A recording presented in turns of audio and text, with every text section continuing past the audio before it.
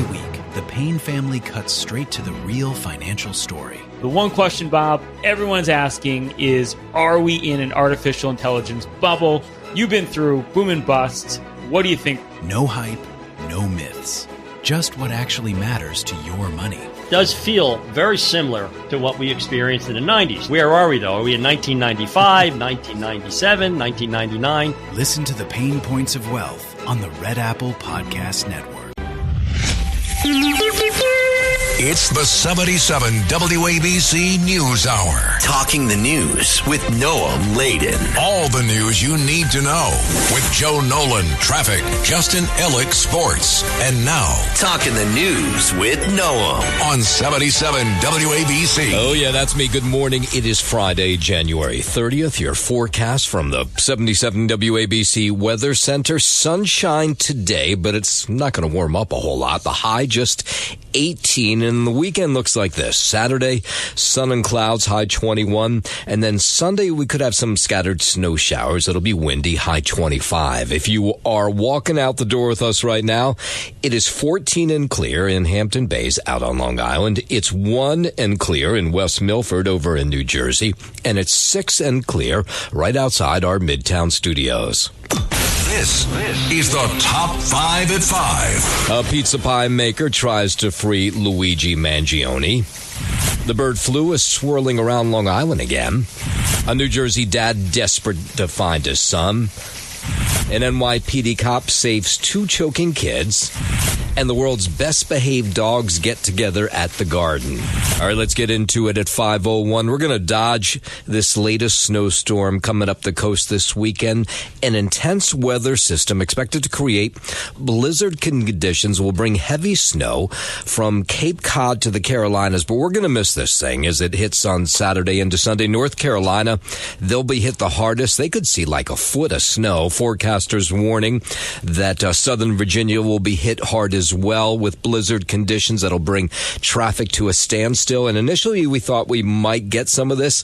The worst we'll likely get is a dusting here in the city. Maybe if you're down at the Jersey Shore, out in parts of Long Island, you'll see an inch or two of snow. So thank God. I mean, so all we need is more snow on top of what's already here. And the deep chill, that will continue for the next couple days. From here out to the Midwest, already 65 people have died from the snow and cold just over the last week. That's according to CBS News, which reports the deaths were caused by both storm conditions and weather-related accidents. Officials in several states are also reporting additional deaths believed to be related to the weather. The storm brought heavy snow, rain, and sleet to roughly 200 million people in the south and northeast. Meanwhile, forecasters say a possible nor'easter could intensify into a bomb cyclone that would bring snow, high winds, and coastal flooding to the East Coast this weekend.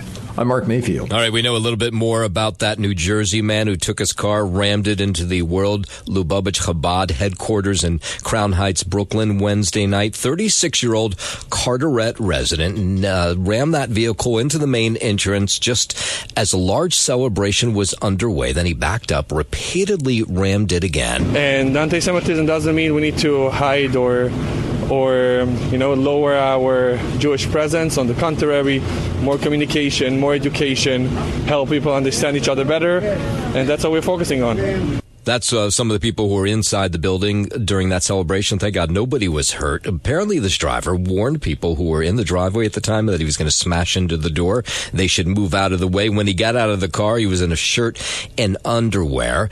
They boosted security around synagogues around the city after this incident. Tonight is going to be a bigger, better celebration. Probably more security outside, hopefully with the help of the NYPD, the local organizations to help keep us more safe and more secure. But we're more proud and shining and strong than ever. Yeah, there was a celebration going on for Rabbi Schneerson. The incident being investigated as a hate crime. Now, this is what they've told about this individual, that he has mental health issues. I think we got that picture from the fact that he got out of his car in a shirt and underwear with, 17-degree weather. And apparently he had showed up at other Chabad institutions across the tri-state saying that he wanted to convert to Judaism. And that's what we know of him. But right now, now he's going to be charged with some sort of hate crime. Meanwhile, you have the city council speaker, Julie Menon. She's out with a multi-pronged plan to try and combat anti-Semitism across the city. Menon Thursday introduced a series of bills, some of which would restore changes made by executive order under Eric Adams that were rescinded under Mayor Mamdani. They include security perimeters around houses of worship and educational facilities. The package would enhance security guard pay reimbursements for private schools. Another would require middle and high schools to distribute material on the risks and dangers of social media. Andrew Whitman, NBC News Radio, New York. I was staring at my phone yesterday afternoon when a story came across that a Bronx pizza maker tried to free alleged CEO killer Luigi Mangione from his Brooklyn jail cell yesterday. Minnesota native Mark Anderson showed up to the Metropolitan Detention Center currently housing Mangione and claimed he had an order signed by a judge to release the accused shooter. When questioned by guards, Anderson threw a stack of papers at them. Prison staffers then searched his bag and found a barbecue fork and what looks to be a pizza cutter. He was arrested and charged with impersonating an FBI agent. Mangione, meanwhile, is facing state and federal charges for the shooting death of United Healthcare CEO Brian Thompson back in December 2024. I'm Liz Radabali for 77 WABC News. Mayor Mamdani, former Mayor Eric Adams playing the blame game over the city's budget shortfall. New Yorkers say they've yet to see any fiscal relief, but that might be because Mamdani says the fiscal crisis is worse than the Great Recession. He says he just realized in the last couple of days that there is a $12 billion budget shortfall.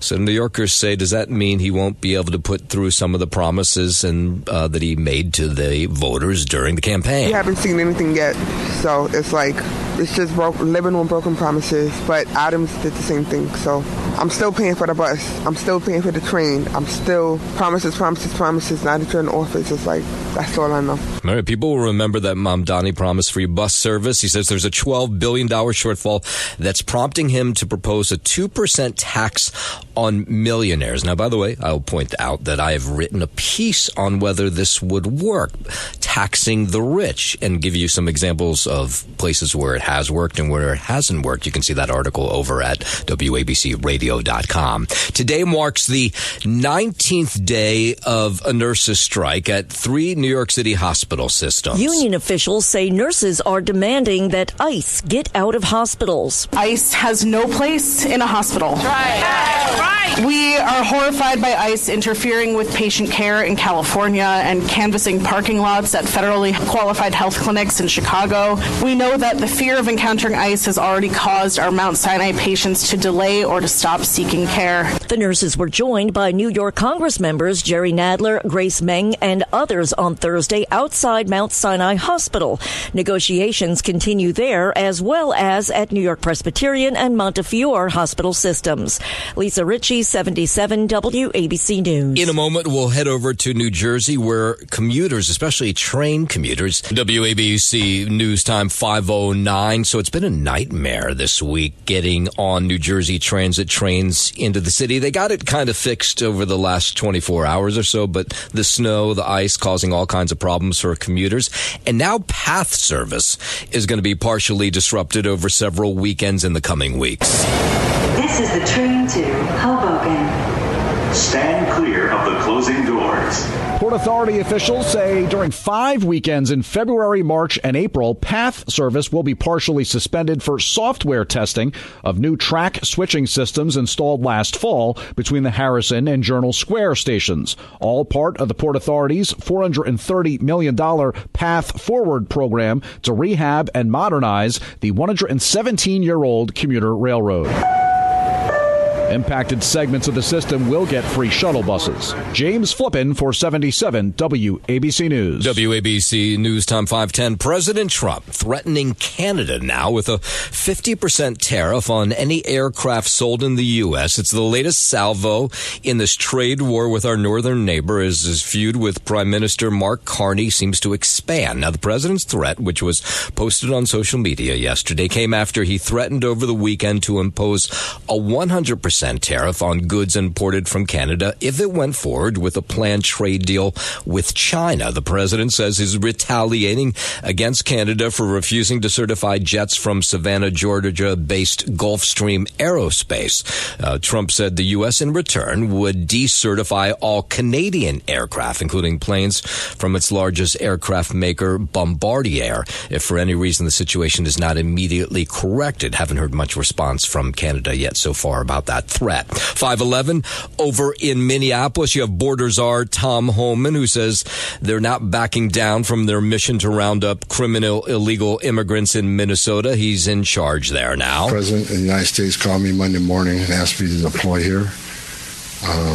Got here Monday evening, and I'm staying till the problem's gone. Now, Homan says he's met with Governor Tim Walz, Minneapolis Mayor Jacob Fry, and called for cooperation with local law enforcement. The border czar says state officials are releasing illegal immigrants with criminal records, making the job for ICE agents harder. Because of the hateful rhetoric and the attacks on ICE officers, now we got to send a security team behind the arrest team. So what could have been done with one person in a safety and security jail, now we got 15, 16 people out there doing it. I know that causes stress in the community. And Homan says, two ICE agents killed 2 Minnesotans who were protesting. And Homan says he doesn't want to see any more bloodshed in Minneapolis. I don't want to see anybody die. Not officers, not members of the community, and not the targets of our operations. For the people out there who don't like what ICE is doing, if you want certain laws reformed, then take it up with Congress. Minneapolis Mayor Jacob Fry, he was in D.C. yesterday pushing for an end of what he calls unlawful ICE operations in Minneapolis. It is less safe when we have roving bands of agents marching down the street just looking for somebody who might be concerned. And I got to tell you, everybody is concerned when you have that kind of occupation. Democrats on the Senate Homeland Security Committee, they're demanding testimony now from Department of Homeland Security Secretary Kristi Noem.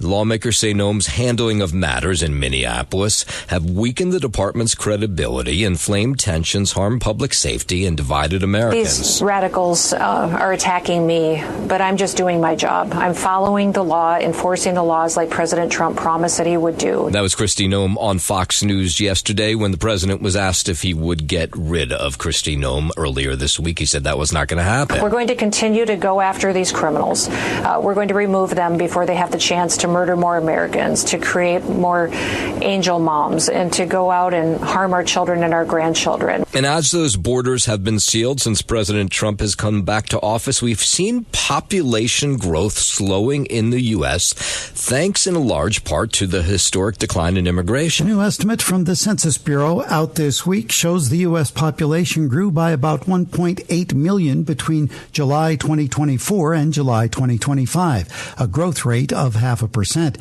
At the same time, migration into the U.S. dropped from 2.7 million to 1.3 million people. It's the slowest growth rate since the COVID pandemic, when it dropped to 0.2% in 2021. Also, a factor is that American women are having fewer babies. I'm Michael Kastner. And one more story out of Minnesota. Democratic Senator Amy Klobuchar announcing yesterday she's launching a bid for governor there. Klobuchar making the announcement in a video that she dropped on social media yesterday. These times call for leaders who can stand up and not be rubber stamps of this administration, but who are also willing to find common ground and fix things in our state. Her announcement comes after current Governor Tim Walz announced he would be dropping his bid for a third term over criticism surrounding a statewide fraud scandal.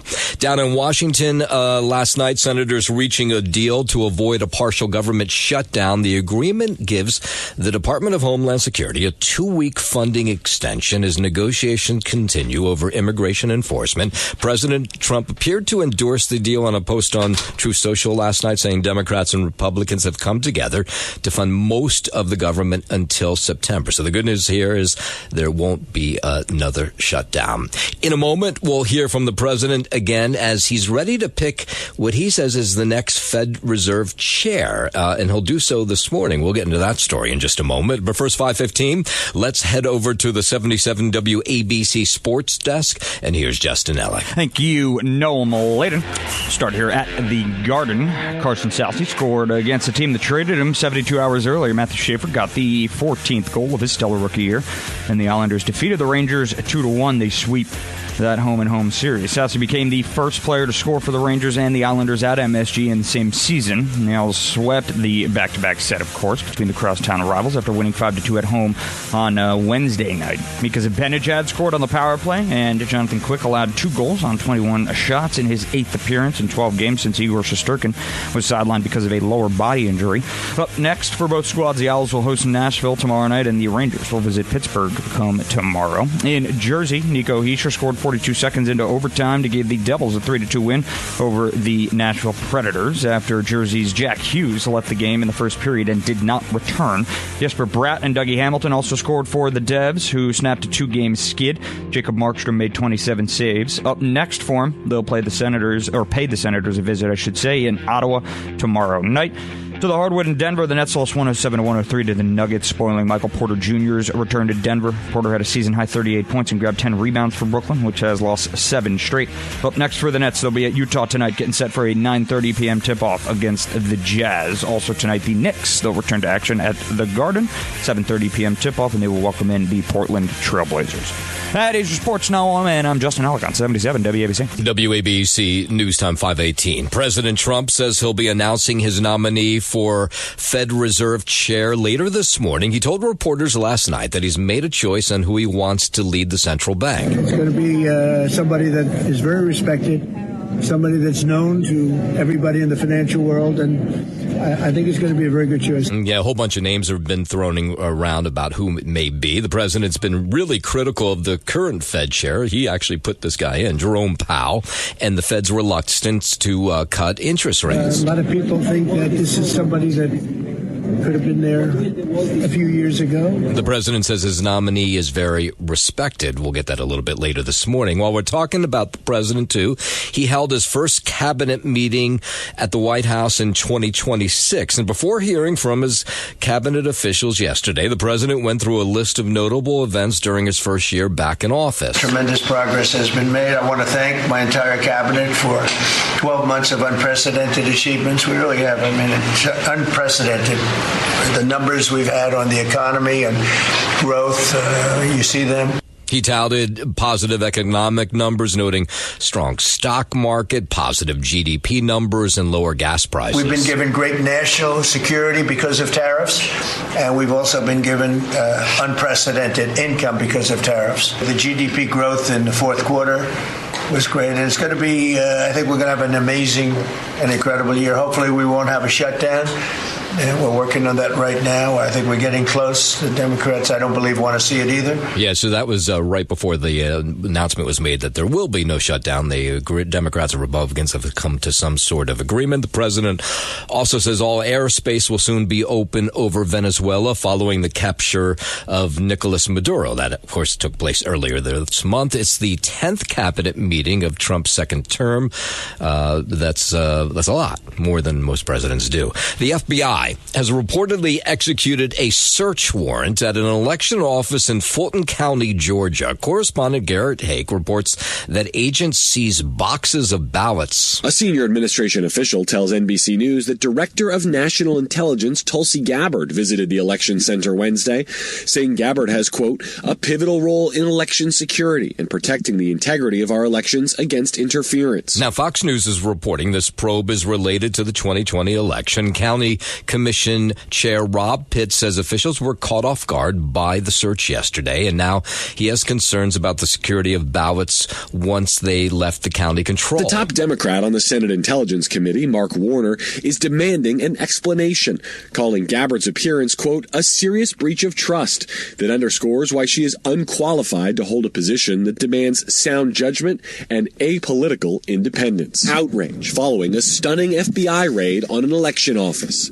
Agents with a search warrant working late into the night, seizing ballots and records from the 2020 election. And then you had Georgia Democratic State Senator Josh McLaren. He was blasting their search last night. This is an order from on high to try to disrupt Fulton County's election administration just because Donald Trump is still mad that he lost the 2020 election. Georgia has become the focal point in President Trump's claims about voter fraud. He was charged in an election interference case in the state before it was tossed out last year.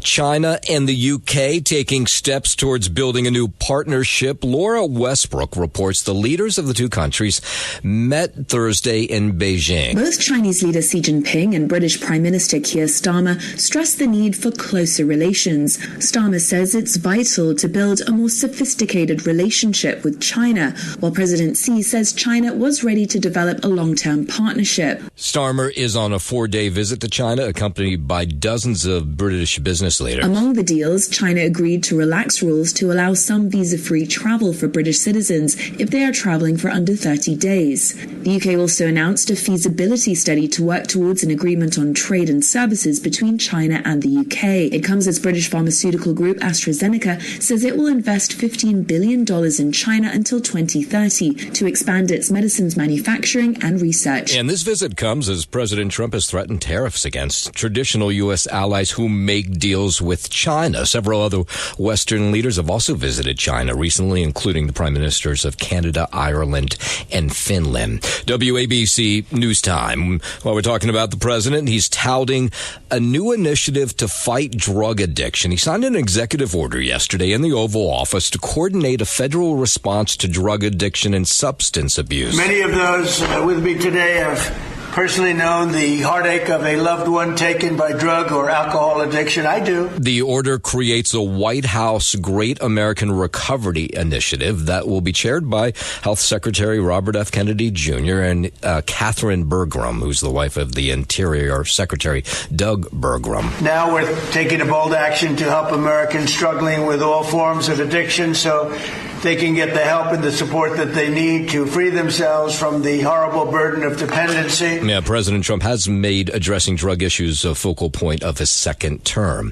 WABC News Time 524, U.S. safety regulators investigating after a Waymo vehicle hit a child in Santa Monica, California. It happened last Friday near an elementary school. The collision took place during morning school drop-off hours with other kids, guards, and parked cars nearby. The NHTSA says the child ran into the street from behind a double-parked SUV before they were hit and suffered minor injuries. Waymo officials say the vehicle's driverless system braked sharply, reducing speed to less than 6 miles per hour before impact. Waymo says it voluntarily notified the NHTSA on the day of the incident. I'm Daniel Martindale. Now, all this frigid weather for sure has lots of people saying, I don't know that I want to live where there's frigid weather anymore. And climate migration is when people hit with bad weather search for places to move with that have better weather. A Realtor.com report says there's a recognized trend of Americans relocating to avoid extreme weather. The push is hurricanes, severe winter storms, and urban flooding. The pole is to the south and the west. State migration shows 89,000 Californians left last year, but 126,000 moved into the state. If you're coming to California, know there's great weather, high rents, and earthquakes. I'm Bree Tennis. I think a lot of us have been talking about moving someplace warm over the last couple days. How about a little health news? A dietitian highlighting less healthier foods that also don't fill you up and other foods that are more likely to make you feel full after eating. Half of your plate should be non-starchy vegetables. Those will give you your fiber. Right. And then you want to make sure you have a portion of your protein. Always try to make sure you have a smaller portion of some heart healthy fat. That's Dr. Teresa Yori. She's with the Cleveland Clinic. She says foods low in protein, high in refined sugars, and lacking heart-healthy fats tend to leave us feeling hungry. I think we kind of know that, but some examples of that are donuts, granola bars, pasta, sweetened smoothies, the stuff you like to eat. She instead recommends foods in high proteins, high fiber, and healthy heart fat. She says drinking enough water throughout the day, of course, can also help you make you feel fuller. The life expectancy of a person person living in the U.S. has hit an all-time high. A report released by the CDC's National Center for Health Statistics shows U.S. life expectancy was 79 years old in 2024, which marks an increase of half a year compared to 2023. The report also indicated that females continue to live longer than males, with female life expectancy increasing to 81.4 years in 2024 compared to 76.5 years for men. In addition to the rising life expectancy, the report noted that death rates fell by nearly 4% nationwide to mark the lowest level since before the COVID-19 pandemic. I'm at Mattinson. Yeah, that's good news. And there's a new study that shows doing a variety of exercises does reduce the risk of premature death. Researchers at Harvard T.H. Chan School of Public Health looked at data from more than 111,000 adults over a 30-year period. They concluded that participants in the study who had the most variety of exercises had a 19% lower risk of premature death compared with others with the lowest variety. The study emphasized that it didn't matter how much total time people spent exercising to show a link between variety and longevity. I'm Tammy Trujillo. It's the 77 WABC News Hour. Talking the news with Noam Laden. All the news you need to know with Joe Nolan, traffic, Justin Ellick, sports. And now, Talking the news with Noam. On 77 WABC. Yes, that's me. Good morning. It is Friday, January 30th. Your forecast from the 77 WABC Weather Center. Sunshine today, but it's not going to warm anything up. The high only 18. And then the weekend looks like this. Saturday, sun and clouds, high 21. Sunday, we'll see some scattered snow showers. Won't amount to much. Windy, high 25. If you're walking out the door with us right now, so happy you are. It's 14 and clear in Hampton Bays out on Long Island. It's 1 and clear in West Milford over in New Jersey. And it's 6 and clear right outside our Midtown studios. WABC News Time 540. Everybody worried about this winter storm that's coming up the coast. So we're going to dodge this latest snowstorm. Thank God we don't need any more. An intense weather system, though, is going to expected to create some blizzard-like conditions that'll bring heavy snow to places like the Carolinas and Virginia, and we're going to dodge this thing for the most part. Now, if you're in the eastern section of Long Island, parts of the Jersey Shore, you may get a couple inches of snow on Saturday, but for the rest of us, maybe a dusting at most. So we're going to dodge this thing, thank God. But we're still going to have the bitter cold through the weekend. And it's so cold that they actually have brought in the penguins at the Long Island Aquarium. You would think penguins would love the bitter cold, but it's actually too cold for the 20 South African penguins at the Long Island Aquarium. They have about 70 feathers per square inch, but their waterproof feathers aren't built for Arctic air. So staffers bring them indoors and then watch the building's temperature control around the clock. Doesn't matter what the weather is, snowstorms, hurricanes, anything, staff is going to be here. There's a big generator at the aquarium making sure the heat stays on. The aquarium's owl and sea otter also have heat lamps to warm them up. The penguins will be back outdoors once the weather warms up a bit. Lisa G., 77 WABC News. Let's head over to New Jersey, where a Union County father pleading for the public's help finding his missing son. Connor Oldfield has been missing since last Saturday afternoon. He was last seen in Plainfield. He is on the autism spectrum. Here's his dad. No sleep, zero sleep. If I should fall asleep, not up for a minute, I'm dreaming about him. It's a total nightmare. It's the worst thing I've ever heard of. Yeah, there's just been no sign of him. Police asking residents check doorbell security cameras in case there's any video of Connor in the area. And it's the same for my sister, same for my family, same for her, for his sister, and his mom, family, and so it's just the city, the community. Yeah, anyone with information, of course, urged to call the Plainfield police. While we're in New Jersey, Rutgers University police on the hunt for a thief or two with a thing for anime trading cards. Rutgers police is looking for whoever broke into a locked office in Jersey Mike's Arena and stole a bunch of collector cards handed out at a Tuesday men's basketball game against number 7 ranked Michigan State. Police say they were all one-piece collector cards. There were were also supposed to be given out at a home game next Saturday, the 7th. So looking for the thief or thieves, even though the cards have been selling for hundreds of bucks on eBay. Now, Rutgers police say no signs of anyone forcing their way into the office, and they think the burglary happened anywhere between after Tuesday night's game and Wednesday morning.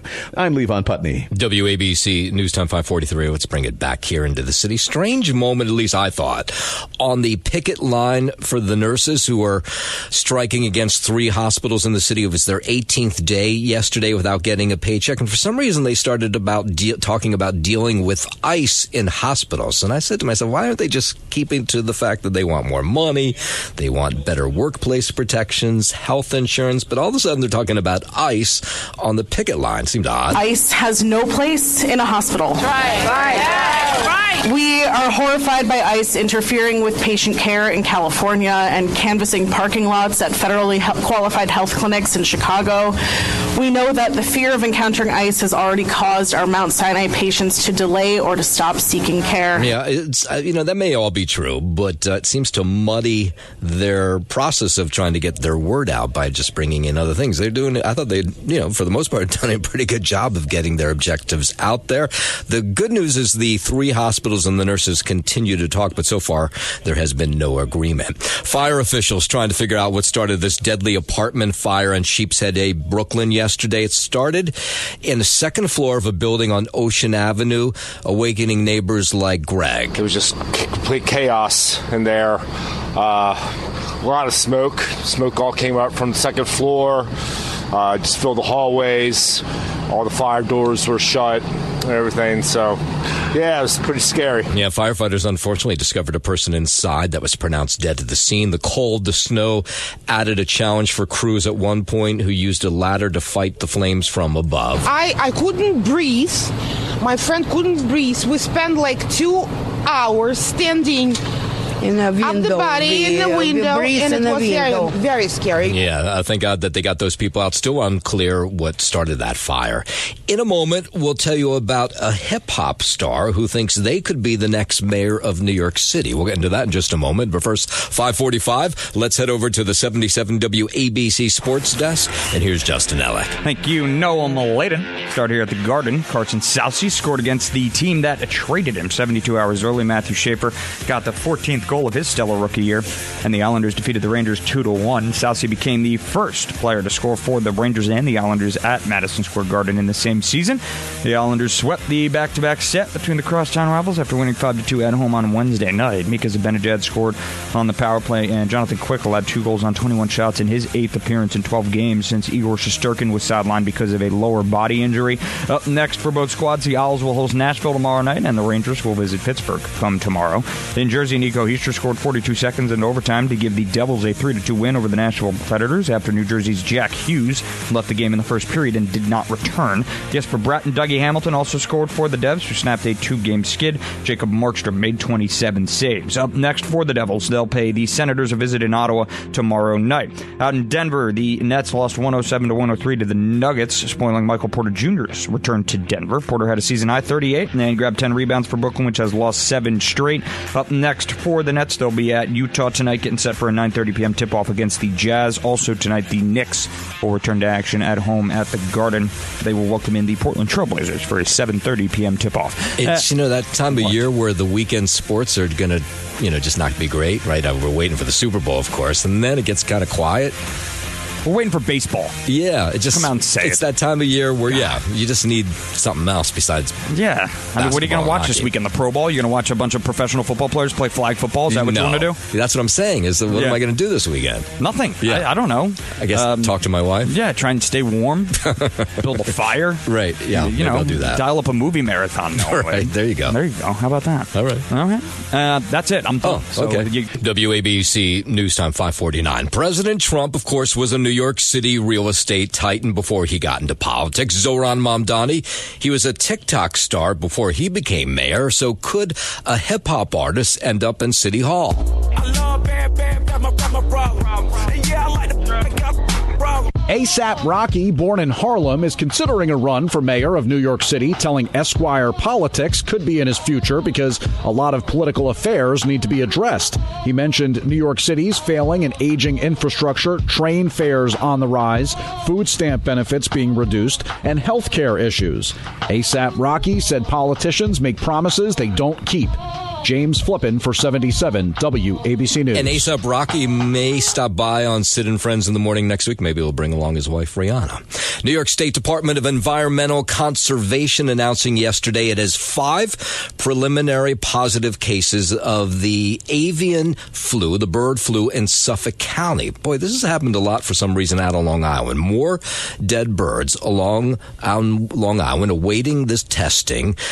Geese, 2 duck species had tested positive. Test results from a half dozen Canada geese. Other birds found in Heckscher Park in Huntington seem to have this flu as well. So they're waiting for these tests to come back. This is a death sentence for a bird.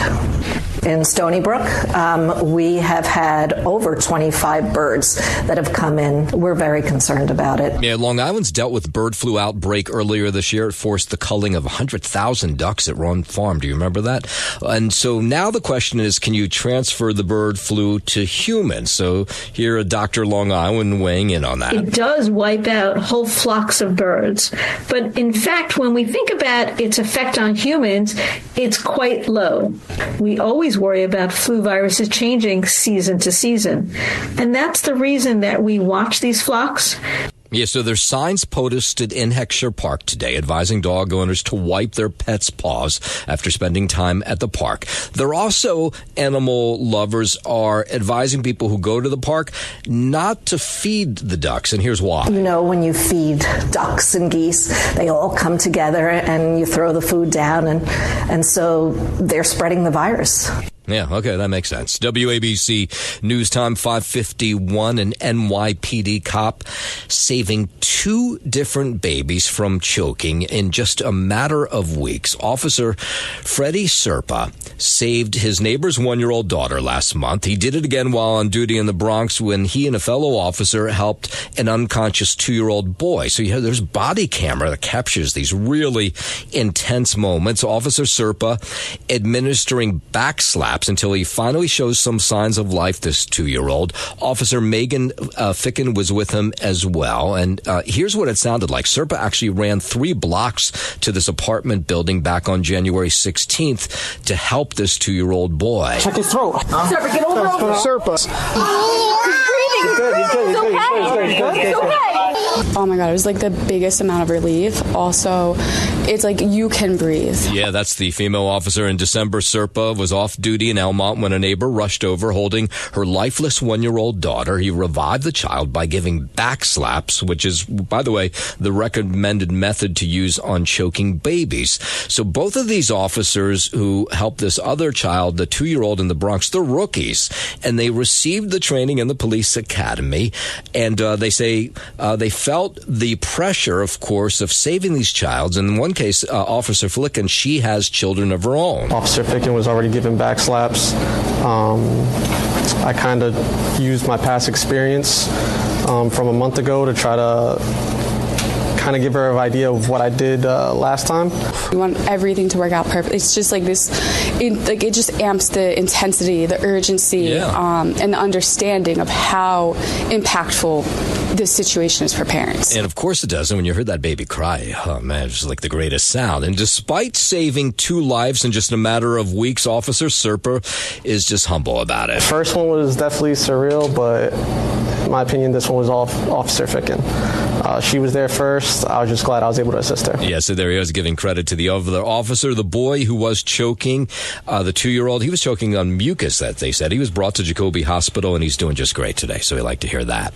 This year, the Westminster Kennel Club Dog Show is at the Garden, and it's marking its 150th anniversary. It begins this weekend. Dr. Donald Sturz, he's the president of the Westminster Kennel Club, and he explains how it all started. Back in the day, 1876. Picture it, New York City, Westminster Hotel, down on 16th Street. A group of guys hunting dogs would get together and have dinner and brag about their dogs and tell tall stories. And they decided, well, what better way to sort this out? But let's bring some judges in and have a competition and make a dog show. And so the next year, there was the first Westminster Kennel Club dog show at Gilmore's Garden, which was the first iteration of Madison Square Garden, which is now where the Westminster Dog Show has been. Yeah, who knew that's how it all started? The show will feature 2,500 champions coming to compete from all over the world. All 50 states are represented. In addition, 18 foreign countries with dogs are coming to compete as well. The show will also have every breed represented, which seems like a lot. Here's more on what to expect this year. It begins this weekend. The club has persevered through so many things when you think in context of like New York City history, world history, and every year the Westminster Dog Show happened no matter what, right? So here we are celebrating the 150th. We've got some legends coming back to compete, some past winners, some gray muzzles, wagging tails. There'll be lots of tears of joy in the audience. It's always fun to see what there's all kinds of stuff for the dogs, to take care of the dogs or stay in a special hotel. So it's a big weekend for the dog world. The Tony Awards, they're going to come back to New York this summer. There's no business like show business, like no business I know. It's Broadway's biggest night of the year, and the 79th edition will be held at Radio City Music Hall June 7th. The eligibility cutoff date for the 2025-2026 season is April 26th, and nominations will be announced on May 5th. Last year's ceremony drew 5.1 million viewers. I'm begging. What? Everybody loves the Tonys. Nobody loves the Tonys and nobody cares. James Flippin for 77 WABC News. Of course, you've got James Flippin doing that piece. What's wrong with James Flippin doing that story? Nothing wrong with it, but... Oh. What are you suggesting there? I don't. You know exactly what I'm suggesting. I don't know what you're you know exactly what I'm suggesting. What are you suggesting? Who cares about the Tony Awards except for gay people? You know, you may not like that story, but a lot of people are interested in knowing when Who's the a lot of gonna... people besides Joan Hamburg? You know, is the name of the show The News Hour with Sid Rosenberg, or is the name of the News Hour with Noam Laden? How is it officially titled, the show? What, are you taking your material now from Dominic Carter? At this point, I've got authority from John and Margot. But to take over the News Hour as well? Any show I want. So you want to do 8 hours now? So any show I want. 5 until 1. Well, listen, you get big ratings too, so I really can't even put that over you. But I mean, the Tony Awards. Well, you know how many stories I cover in an hour? No, your show. I do like 46 stories. I told you your news show is the best news show. You want to, bring everybody in. So even people who love the Tony Awards. Who are they? Well, I'll tell them to write in or something. I may open the phones in the first segment today. Ask them. I may do that. No, don't do that. I very rarely open the phones, but I'm going to open the phones and find out you love the Tony Awards. Okay. No. Yeah. It's a big New York story. Reason to open the phones, but go ahead. You can do that. I'm not killing you for doing it. It is a New York story. Yeah. And you do New York and it makes news. a lot of money for the city. What? It makes an enormous amount of money for the city. Enormous? Yes. Mm-hmm. It's a big draw. People come from all over. Yeah. And, hotels, restaurants are booked the weekend of it. Sure. So, yeah. Okay. All right. I think Joe Nolan loves it. Oh, see, there you go. Okay. Onies? I haven't watched the Tony Awards, and I can't even imagine how long. Yeah, because you're heterosexual. Right. Well, that is true, yes. Well, no matter whose show is it, can we do the traffic here or what? Yeah. Hurry up, because Chernoff needs him to do something on Jersey. All right, 5:58, traffic, transit. Here's Joe Nolan. Boss. Thanks for listening to the News Hour with Noam Laden. You can hear the News Hour with Noam Laden weekday mornings at 5 on 77 WABC. If you like the podcast, share it with your friends and listen anytime at WABCRadio.com and download the WABC Radio app. Hit that subscribe button on all major podcast platforms. Plus, follow WABC on social on Instagram, TikTok, Facebook, and X. See you next time for a new episode, so you never have to wonder. What the heck is going on here? Every week, the Payne family cuts straight to the real financial story. The one question, Bob, everyone's asking is, are we in an artificial intelligence bubble? You've been through boom and busts. What do you think? No hype, no myths. Just what actually matters to your money. Does feel very similar to what we experienced in the 90s. Where are we, though? Are we in 1995, 1997, 1999? Listen to The Pain Points of Wealth on the Red Apple Podcast Network.